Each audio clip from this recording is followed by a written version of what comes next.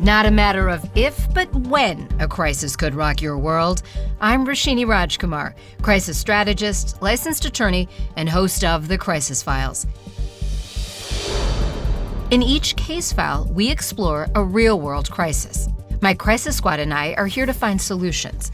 We also bring in practitioner experts who are solving crises from the inside. Today, that expert is Sally Mixon. She is founder of Abijah's On the Backside. Abijah's is an experiential equestrian mental health program that uses off-track thoroughbred racehorses after their racing careers have ended.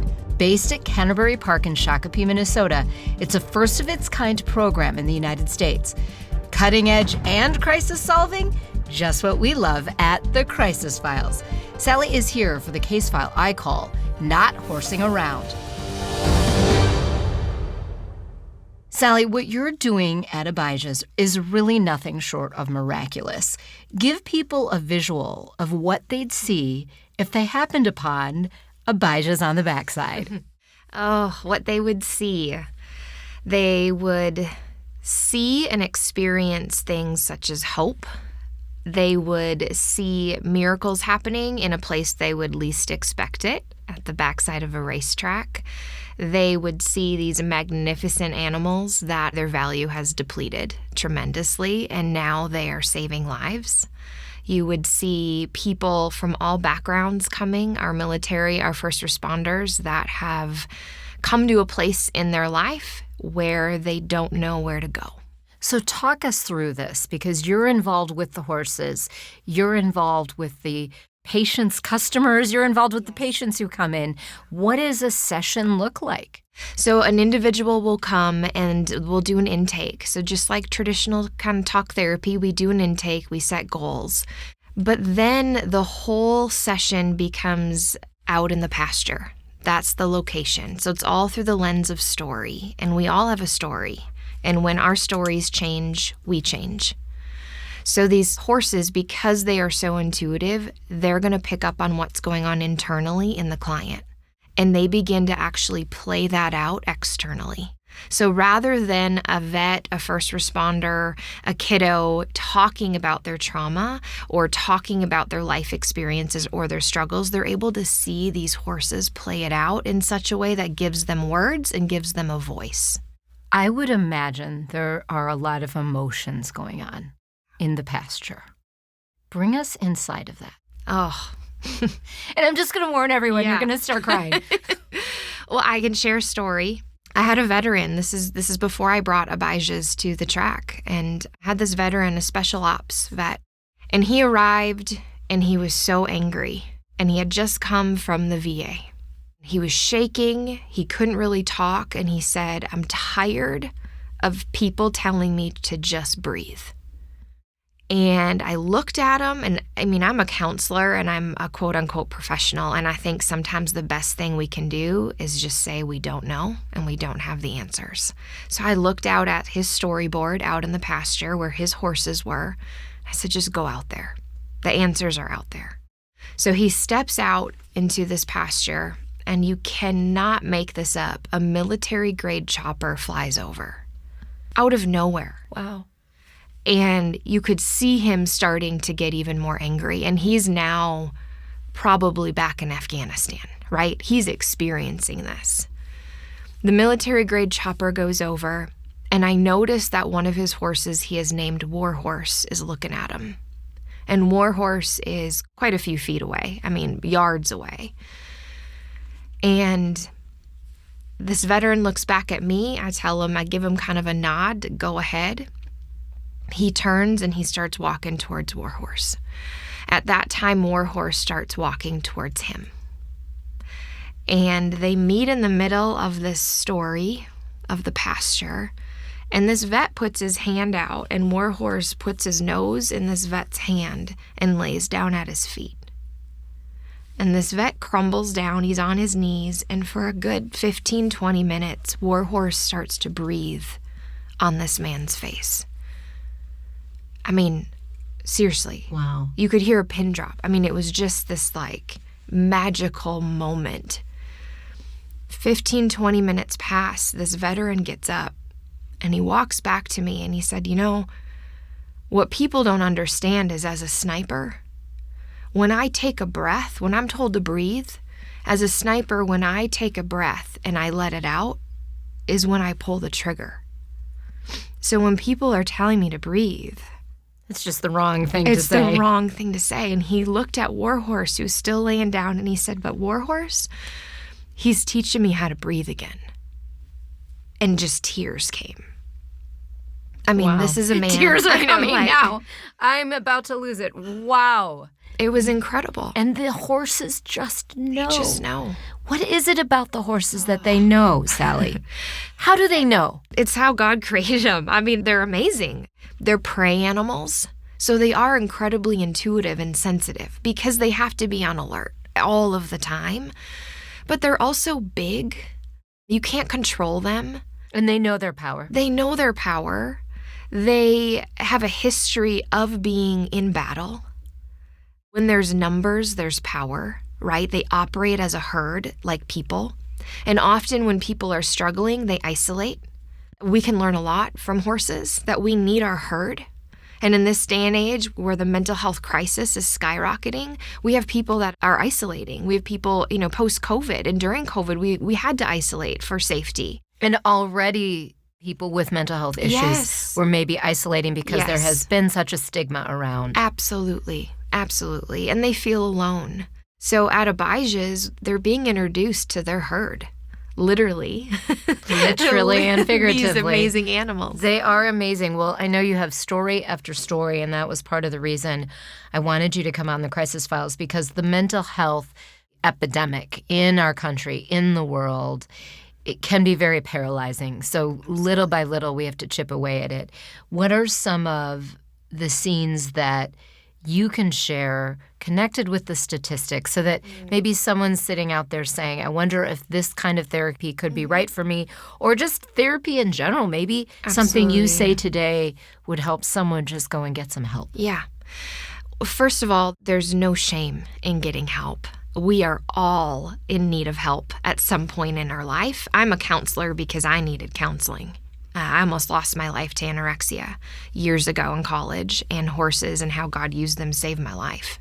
So with that, I would encourage people that at their weakest point, that's the sweet spot. That's where the story is the richest. And if we can tap into that struggle and get through that arch and get to the other side, there is so much beauty and so much growth that can take place. This really sounds like you're getting at what they say, whole person care. I mean, I can't think of a better visual for whole person care than that veteran standing there with the horse breathing in his hand. I just it's so beautiful, but yet so therapeutic. Yeah. Yeah. I mean, it's tapping into spiritual, physical, emotional, everything that makes us human. It can really tap into because it's an experience. So humans are wired to take in and receive information through our senses, right? So it's not just hearing it. It's not just our brain. We're feeling it. We're smelling it, all of those things. And so with this model, when they're out there with the horses, it's truly a whole experience, a whole body experience that they're going through, and they remember it. Trauma is the same thing. You experience trauma and you remember it, and it's stored in our body. So we need to combat that with another experience, which we're doing with these amazing horses. What about right now based in Minnesota, but I know you want to take this nationwide. What's happening with some of the other racetracks out there? Canterbury, of course, is a great partner, and they're trailblazing. Yes. The vision of Abijah's is to bring this to every major racetrack across the country. These horses need second careers. The racing industry, I'm a huge, passionate fan. I'm an exercise rider as well, so I gallop these horses in the morning. I'm engulfed in the racing industry, and when it's done well, it's the best sport in the world. Because it does get a bad rap. It does. It gets a bad rep. And that's where Abijah's wants to elevate the industry.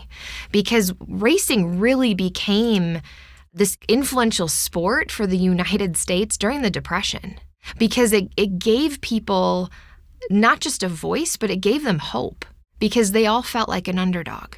And in the racing industry, you can have a 50-1 shot win, and there's hope. And everybody loves that. Everybody loves that. I mean, it's such an American story, right? Yes. You root for the underdog. Absolutely. And that's what we're doing with Abijahs. We want to elevate the industry back to that.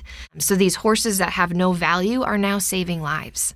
Well, and that's the thing. The underdogs become those horses They do. that, quote unquote, have no value. Correct. But wow, this to me is priceless what they're going on to do. It's amazing. In case file number 45, Vets Are Us, we spoke with retired Army Reserve Colonel and President of Huntington National Bank, Daryl German, about his PTSD. He shared how just sharing his condition with employees at his bank empowered a lot of people. And that was very powerful for me to hear Daryl say that. Do you get some of that feedback from your patients, like not just in the sessions in the pastures, but when they go out and share and they're able to be human to other people? Yeah. When they're able to share their stories, their story affects others. And every story matters. And people need to get their stories out. It's important. It's who they are. And I think in this time, in this age, we need to hear more stories. There's healing in that. Certainly, we can all have this kind of therapy to calm us down. I would love to come out sometime, but I'm guessing this is expensive therapy because it's not just you and the horse. There are other humans involved. There's time involved. There's training, feeding, housing the horses. Yeah, so it's $250 a session, which isn't outrageous. It's really not outrageous when you think about when you think about the numbers. For our veterans and our first responders, our cops and our firefighters, it's free. So we're doing everything we can to make sure they don't have to pay a dime because they've already paid, right, through their sacrifices. So we have amazing donors, amazing followers who give monthly, annually to support those scholarship funds, which has been an incredible blessing. And I know, at least here in the state of Minnesota in summer of 2023, you got a $250,000 grant from the state legislature. Yes. It would be wonderful if other organizations out there, if they want to give money, give to Abijahs. Other states, you're the role model, maybe could look into this in their own state legislators' laws. Absolutely. I think it's needed across the country. And state legislation, they're starting to look outside the box. And this is definitely outside the box, but it's needed and it works. We see miracles every day. I know that I'll probably start crying again to ask you this, but can you wind us down with another story? Because I know you have some beautiful stories with children. And there's the foster system. There are so many kids out there that are struggling with their own issues right now. Whether they're in terrific homes with great parents or not, it's tough to be a kid. So this just happened not too long ago. There's 2 foster kiddos, sisters that we're working with, and they were referred to us by a detective we see. It was her case. And these kiddos have been through trauma that we can only imagine. I mean, it's absolutely horrific what they went through, and I won't go into detail. They stepped into their story the other day, and we had a new horse, a brand new horse arrived. And he was pretty thin. He looked a little banged up, a little rough around the edges. And the oldest sister walked up to him. She put her little hand on his head, and this is still a very big horse. So just that difference of this little hand and this massive, massive horse was just precious. And she said, he needs a bath. We need to help him. And so she brought him to the wash rack. And here's this little girl and this huge horse just, plopping right behind her. And they get to the wash rack. She turns around and we start, washing him down. And she said, where'd he come from? And I said, well, hon, he lost his home. He lost his home a few weeks ago. And he's been homeless and he's needed a new family. And she looked at her younger sister and she said, well, that's us. Like, he's us. Okay, he needs food. We need to make sure that he's comfortable. And she just went off. He needs this and this. Yes, and it was precious. So she was able to, her story was coming out and coming through by helping this horse. And it was precious and healing. So that's how this works. These kiddos, they don't even know they're in therapy.